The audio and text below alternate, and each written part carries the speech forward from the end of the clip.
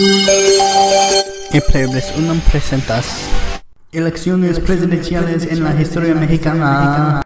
The fifth official presidential election in Mexican history took place on November 17th, 1929. President-elect Alvaro Obregón was assassinated, and President Calles appointed Emilio Portes Gil, whose only accomplishment during his presidency was ending the Cristero War. Meanwhile, Calles decided to take control of one of the two parties that challenged Obregón in 1928, since the Laborist Party's reputation had been tarnished. The party in question being the National Revolutionary Party, and at the NRP convention, they nominated Governor of Nuevo León, Adon Sáenz, to be their nominee for president. However, at the last minute, the party heads decided to give the nomination to Ambassador of Brazil, Pascual Ortiz Rubio. Why? Well, we'll get back to that later. The anti-reelectionist party chose to nominate former Secretary of Education Jose Vasconcelos to be their nominee. Vasconcelos was very opposed to Calles' administration and had self-exiled himself when Calles was elected, only to return after Obregón was assassinated. Vasconcelos had the support of the youth in the North, the Catholic middle class, and had the unofficial backing of the United States of America. Though his candidacy was seen as a long shot, as Calles was putting all of his support behind the NRP and Rubio, but there was one more candidate that had even more of a long shot candidacy than Vasconcelos, Pedro Rodriguez Triana of the Mexican Communist Party.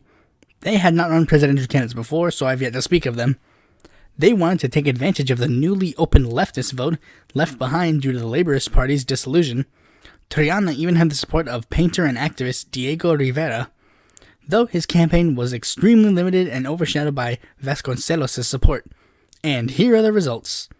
Rubio won, getting 93.6% of the popular vote. Vasconcelos came in second with 5.3% of the popular vote, and Triana came in a distant third with 1.1% of the popular vote. However, Vasconcelos was skeptical of the results, as he and his supporters noted some questionable things that occurred on election day, such as total or partial control of the ballot boxes by the National Revolutionary Party, and Rubio getting more votes than registered voters in certain areas. This led to Vasconcelos leaving the country to again protest Rubio and writing a plan called El Plan de Guaymas, which goals were to protest the presidency of Rubio and take up arms to institute Jose Vasconcelos as the true president, but it was quickly stopped by the actual army. Now, the question is, was Vasconcelos right about the election being rigged, or was he just mad that he lost? Many Mexican political scientists conclude that yes, the election was indeed rigged in favor of Rubio, and aside from the information I had already stated, the last piece of evidence to make people reach that conclusion was, why was Rubio chosen in favor of Sáenz? You see, Calles concluded that since Sáenz was a governor, he would be less likely to be able to be controlled, but since Rubio was in a lesser position of power, he could easily be manipulated.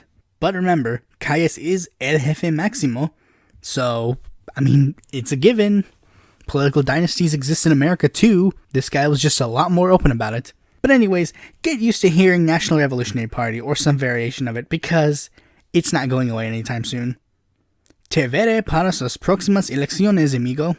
Thanks for watching this video. Be sure to like, comment, subscribe, and click that bell to be notified when a future video of mine comes out.